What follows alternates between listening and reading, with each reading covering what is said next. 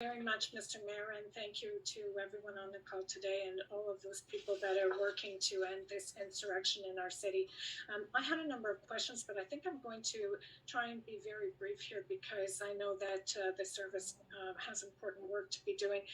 But I was going to start by asking about those jerry cans, but I think what's really becoming evident is that this is an organized, professional, sophisticated organization. These are not people from, some small community in rural Alberta that came to Ottawa to, air a grievance about vaccine mandates or border policies. This is far beyond this. This is an international effort coming out of primarily, I believe, the United States of America that is intended to disrupt our democracy.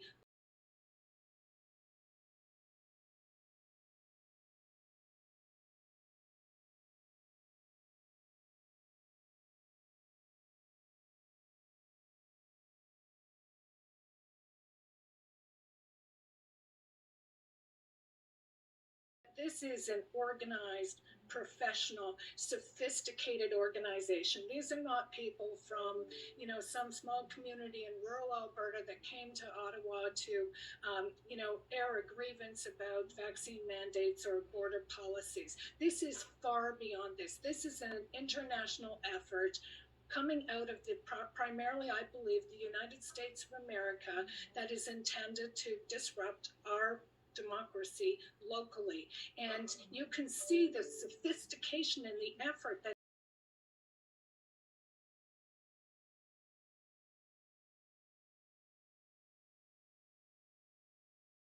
is happening here with their tactics. These are brazen tactics, the likes of which we have never seen in this country before, and they're escalating. And so I hope the upper tier governments have heard the cries from the police service and from the city of Ottawa today that we need all hands on deck to help this, because this is